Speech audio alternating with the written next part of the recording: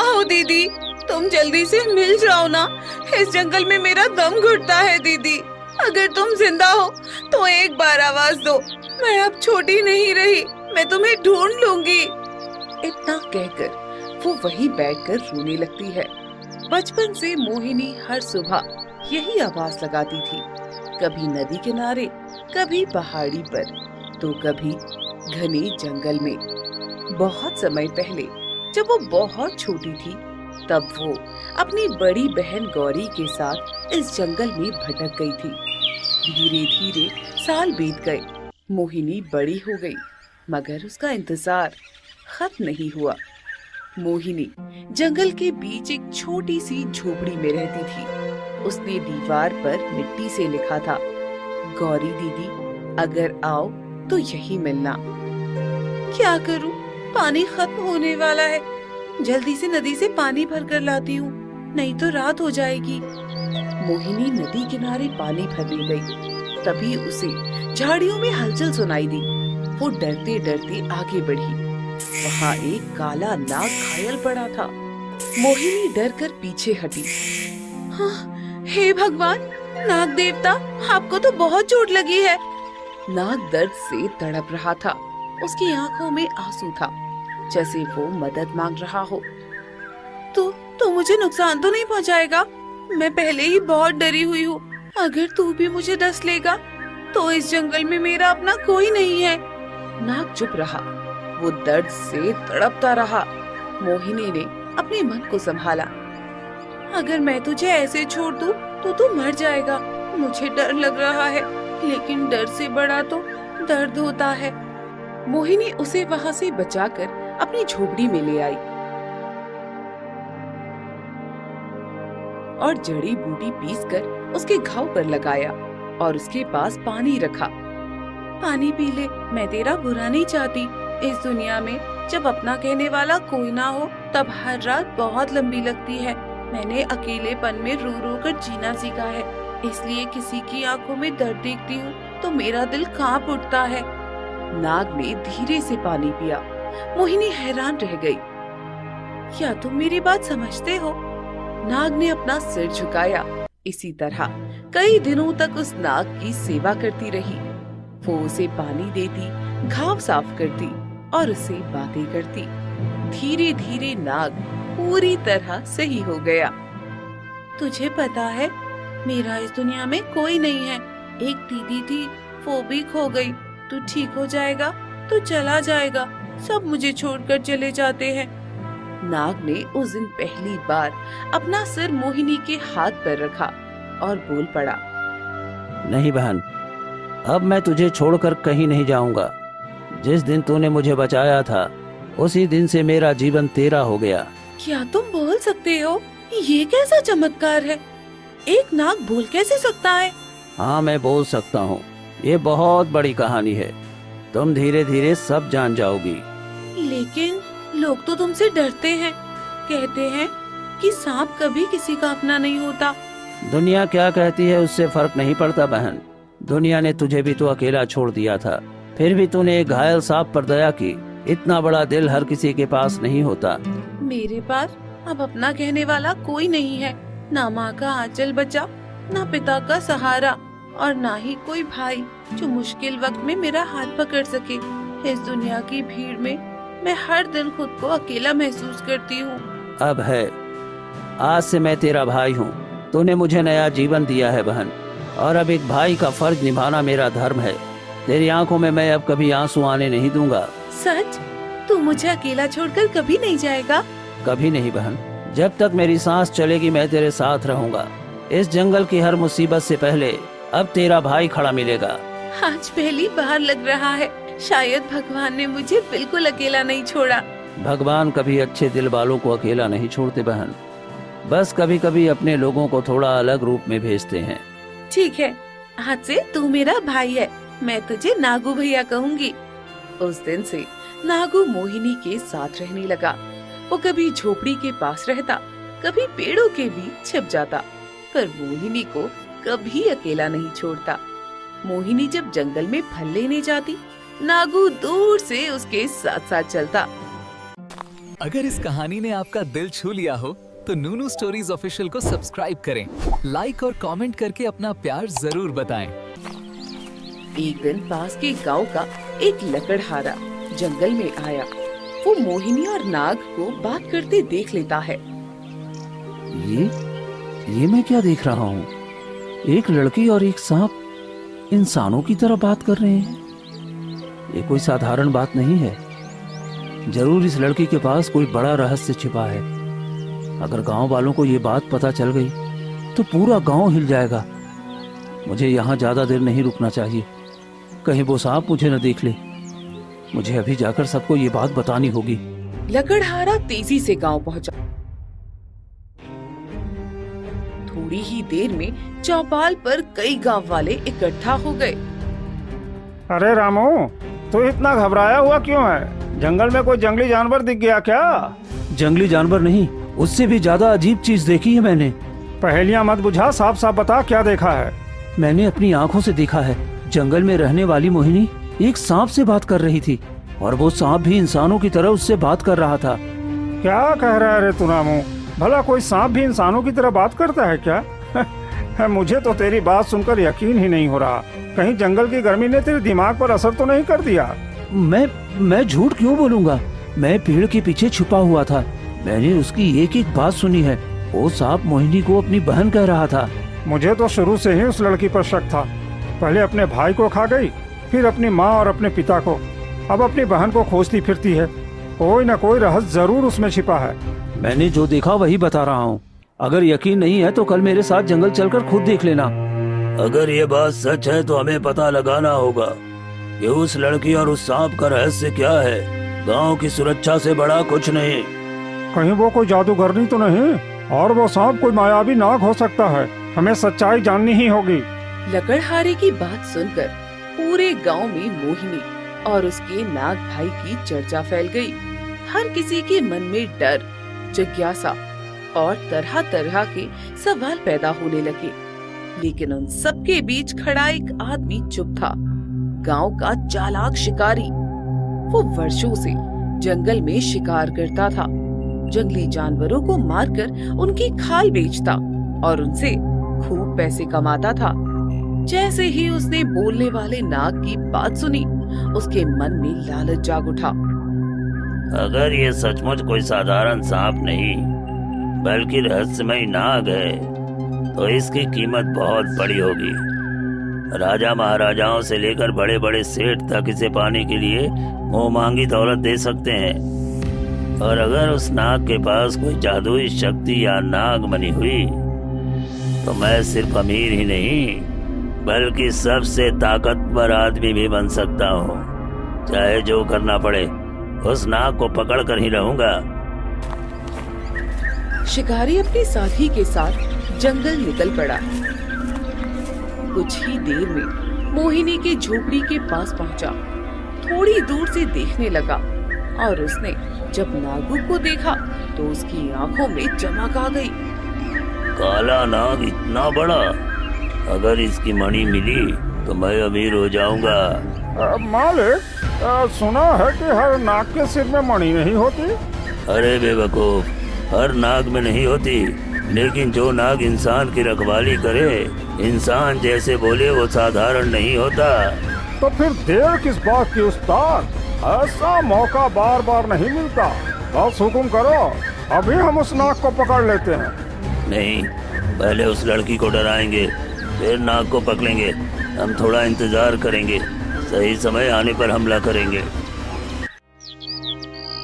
फिर वो दोनों उसी जंगल में मोहिनी और सांप पर नजर रखने लगे।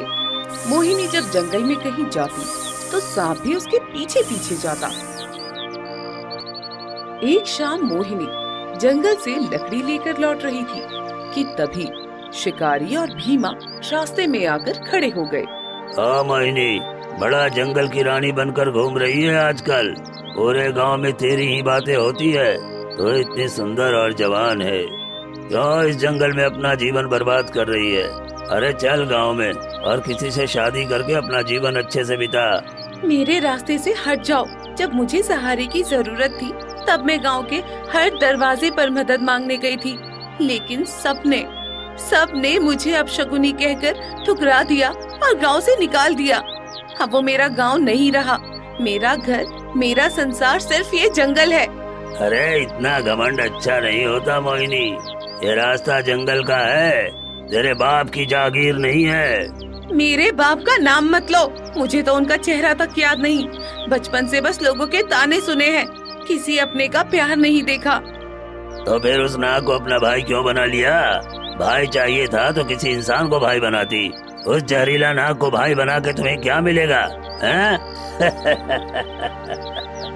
ढूंढा था, बहुत ढूंढा था, लेकिन इंसानों ने मुझे हमेशा धक्का दिया, अकेला छोड़ा। जिसने मुझे इस जंगल में देखा किसी ने अपनाया नहीं। तो क्या करती? इंसान से अच्छे तो जंगल के जानवर होते हैं। तो आज तुम्हारा वो नाग भाई कहाँ है? जरा उससे भी बुलाओ, मैं भी देखूं आखिर कौन है वो जिसे तुम अपना भाई कहती फिरती हो, या फिर ये भी तुम्हारी कोई नई कहानी है।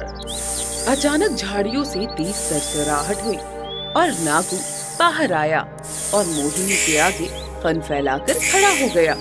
भीमा और शिकारी डरकर पीछे हटे। अरे बाप रे बाप, ये तो सच में बहुत खतरनाक सांप है मालिक। ये सच में मोहिनी की बात सुनता है। शिकारी ने काले नाग की चमकती आंखों को देखा तो उसके कदम अपने आप पीछे हट गए। उसे समझ आ गया कि ये कोई साधारण नाग नहीं और इसे पकड़ना इतना आसान भी नहीं होगा। लो शिकारी, देख लो, मेरा भाई आ चुका है। अब अपनी आंखों से सच्चाई देख लो और समझ लो कि हर रिश्ता खून का नहीं होता। कुछ रिश्ते दिल से बनते हैं, भरोसे से बनते हैं और त्याग से बनते हैं। जब इस दुनिया में मेरा कोई अपना नहीं था, तब इसी ने मेरा साथ दिया। शिकारी घबरा कर बोला, सांप किसी का भाई नहीं होता लड़की, मौका मिलते ही डसता है। हर सांप जहरीला नहीं होता, लेकिन कुछ इंसान ऐसे होते हैं जिनका जहर पूरे जीवन को बर्बाद कर देता है। शिकारी डर कर वहाँ से चला गया। नागू ने मोहिनी की ओर देखा। मोहिनी ने उसका सिर धीरे से सहलाया। डर मत भैया, मैं तुझे किसी के हाथ नहीं लगने दूंगी। अगर इस कहानी ने आपका दिल छू लिया हो तो नूनू स्टोरीज ऑफिशियल को सब्सक्राइब करें, लाइक और कमेंट करके अपना प्यार जरूर बताएं। कुछ दिनों बाद मोहिनी जंगल के पुराने हिस्से में पहुंची। वो हर साल अपनी बहन गौरी को खोजने के नए रास्तों पर जाती थी। तभी उसकी नजर एक पुराने पेड़ पर बने अजीब निशान पर पड़ी। वो पास गई और देखा कि तने पर लिखा था, गौरी जिंदा है। ये पढ़ते ही मोहिनी के होश उड़ गए। वर्षों बाद पहली बार उसे अपनी बहन के जिंदा होने की उम्मीद दिखाई दी थी। नागू भैया, देखो देखो, किसी ने लिखा है गौरी जिंदा है। क्या ये सच हो सकता है? नागू ने उस पेड़ को देखा, फिर एक दिशा में सरकने लगा। तुम्हें रास्ता पता है भाई, तो पहले क्यों नहीं ले गए मुझे वहाँ? क्या तुम कुछ छिपा रहे हो? नागू ने कोई जवाब नहीं दिया। वो दोनों आगे बढ़ते रहे। वो दोनों जंगल की और गहराई में पहुँचे। तभी उन्हें एक गुफा नजर आई। वहाँ एक सफेद हिरण नजर आता है। वो अजीब इशारे कर रहा था। ये हमें रोक रहा है या बुला रहा है? कुछ समझ नहीं आ रहा। तभी गुफा की दीवार पर एक रहस्यमयी रोशनी चमकी। मोहिनी डर गई। नागू चुप रहा और गुफा की गहराई की ओर देखने लगा। तभी अचानक तेज आवाज आई, जवाब लेने आई है तो बाबा अग्निदास के पास जा। ये सुनते ही मोहिनी डर गई। उसने कांपती नजरों से चारों ओर देखा, मानो किसी अनजाने खतरे का आभास हो रहा हो। फिर भी अपनी बहन गौरी को पाने की उम्मीद ने उसे हिम्मत दी और वो खुद को संभाल कर खड़ी हो गई। कौन बोला? सामने आओ, छिपकर मुझे डराओ मत। आखिर कौन हो तुम? सामने आओ। तभी गुफा के अंधेरे से एक बूढ़ी औरत धीरे धीरे बाहर निकली। उसके सफेद बिखरे बाल थे और चेहरे पर उम्र की गहरी लकीरें साफ दिख रही थीं।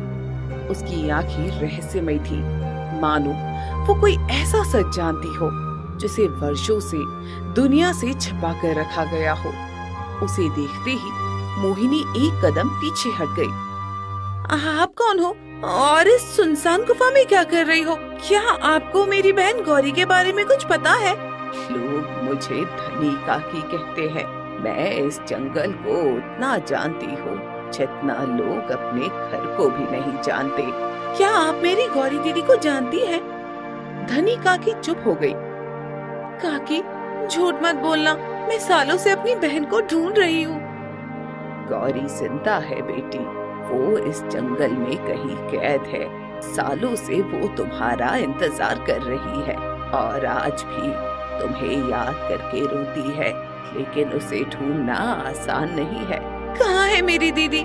कृपया मुझे बता दीजिए ना, मैं उन्हें देखने के लिए सालों से भटक रही हूँ। जंगल के उस हिस्से में जहाँ बाहर के लोगों का जाना मना है, वहाँ एक अग्निदास ऋषि मुनि तपस्या करते हैं। वे जंगल के अंदर छिपकर रहते हैं और किसी को अपने बारे में नहीं बताते। सालों से वो इस जंगल में है, वही तुम्हारी बहन के बारे में जानते हैं। इतना कहकर बूढ़ी औरत अचानक वहाँ से गायब हो गई। मोहिनी और नागू हैरानी से एक दूसरे को देखने लगे।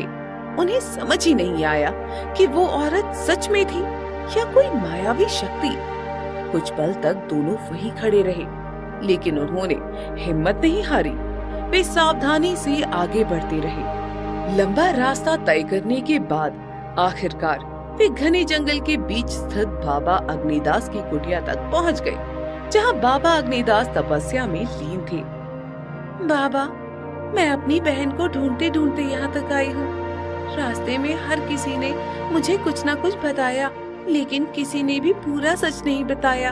अब आप मुझ पर दया कीजिए और मेरी बहन के बारे में पूरा सच बता दीजिए। मुझे बस मेरी दीदी चाहिए। बाबा अग्निदास ने धीरे धीरे अपनी आंखें खोली और मोहिनी की ओर देखा। बेटी तो बहुत देर से यहाँ पहुँची है। बाबा, मैं तो बचपन से अपनी दीदी को ढूंढ रही हूँ। देर मेरी नहीं हुई, देर तो उस किस्मत ने की है जिसने मुझे इतने साल भटकाया। अगर रास्ता पहले मिल जाता तो शायद मैं अपनी दीदी से बहुत पहले मिल चुकी होती। बेटी, कुछ रास्ते तब तक नहीं खुलते जब तक इंसान उसके पीछे छिपे सच का सामना करने के लिए तैयार न हो जाए। मैं हर सच को सुनने और सहने के लिए तैयार हूँ बाबा, चाहे वो कितना भी कठिन क्यों ना हो। बाबा अग्निदास ने अपनी नजरें नागू पर टिकाई, जो चुपचाप पास बैठा था। और अगर वो सच तेरे इस नाग भाई से जुड़ा हो तो? नागू भैया ने हर मुश्किल में मेरा साथ दिया है। उन्होंने कई बार मेरी जान बचाई है। मेरे लिए ये सिर्फ एक नाग नहीं, मेरे अपने भाई जैसे हैं। चाहे सच कुछ भी हो, मेरा भरोसा इन पर से कभी नहीं टूटेगा। तेरा भरोसा गलत नहीं है बेटी, क्योंकि ये सच है कि नागू तेरा अपना है। लेकिन एक और भी सच है, ये जन्म से सांप नहीं था। बाबा की बात सुनते ही मोहिनी घबरा गई। वो अवाक होकर कभी बाबा को तो कभी नागू को देखने लगी। ये कैसे हो सकता है बाबा? अगर नागू भैया जन्म से सांप नहीं है तो फिर ये कौन है? ये एक इंसान था, एक ऐसा इंसान जिसने तेरे लिए बहुत बड़ा बलिदान दिया था। मेरे लिए? लेकिन मैं तो इन्हें कभी जानती भी नहीं थी। तो नहीं जानती थी, लेकिन ये मुझे हमेशा से जानता था। मोहिनी की आंखें फैल गई। कुछ देर वो सोचने लगी। बाबा, मुझे सब सच सच बताइए। आज से 22 वर्ष पहले तेरे पिता के घर पर एक भयानक तांत्रिक की नजर पड़ गई थी। तांत्रिक? मैं कुछ समझी नहीं बाबा। हाँ बेटी, वो तांत्रिक तेरे पूरे परिवार को खत्म करना चाहता था। उसकी बुरी नजर हमेशा तुम्हारे घर पर रहती थी। उसने अपनी काली शक्तियों से तेरे भाई को सांप बना दिया था। फिर एक दिन जब तू और तेरी बड़ी बहन गौरी जंगल से गुजर रही थी, तभी तेज आंधी आई और तुम दोनों रास्ता भटक गई। उसी मौके का फायदा उठाकर वो तांत्रिक गौरी को उठाकर ले गया, तभी से वो उसकी कैद में है। ये सुनकर मोहिनी के पैरों तले जमीन खिसक गई। नहीं बाबा, मैं अपनी दीदी को कुछ नहीं होने दूंगी, चाहे मुझे कितनी भी मुश्किलों का सामना क्यों ना करना पड़े, चाहे अपनी जान की बाजी ही क्यों ना लगानी पड़े, मैं अपनी दीदी को बचाकर ही रहूंगी। रास्ता आसान नहीं होगा बेटी, तुझे मौत की घाटी, श्रापित जंगल और तांत्रिक के काले किले से होकर गुजरना होगा। बाबा, मैं अपनी बहन के साथ जाऊंगा और उस दुष्ट तांत्रिक को नष्ट कर दूंगा। हम दोनों मिलकर दीदी को वापस लाएंगे। बाबा, बस आप अपना आशीर्वाद दे दो। बाबा ने दोनों को देखा। उन्हें पता था कि अब एक नई और खतरनाक यात्रा शुरू होने वाली है। फिर उन्होंने अपनी झोली में से एक पुराना ताबीज निकाला। मोहिनी, इसे अपने पास रख ले। ये ताबीज कभी तेरे माँ के पास हुआ करता था। मेरी माँ की ताबीज? हाँ, ये कोई साधारण ताबीज नहीं है। जब तू गौरी के करीब पहुँचेगी, ये अपने आप चमकने लगेगा। मोहिनी ने कांपते हाथों से ताबीज ले लिया। बाबा, क्या सच में दीदी जीवित है? जब तक ये ताबीज सुरक्षित है, तब तक मुझे विश्वास है कि गौरी जीवित है। तो हमें देर नहीं करनी चाहिए बहन, हमें तुरंत ही जाना होगा। जैसे ही मोहिनी और नागू झोपड़ी से बाहर निकले, चारों तरफ घना जंगल था। ये जंगल कितना शांत है भाई। हाँ बहन, यही शांति सबसे बड़ा धोखा होती है। कुछ दूर जाने के बाद एक पुराने पेड़ के नीचे तांत्रिक बैठा था। उसके सामने काली राख, कुछ मंत्रों की चीजें और एक छोटी सी सीखी थी। उसी पेड़ की डाल पर एक चिड़िया कांपती हुई बैठी थी।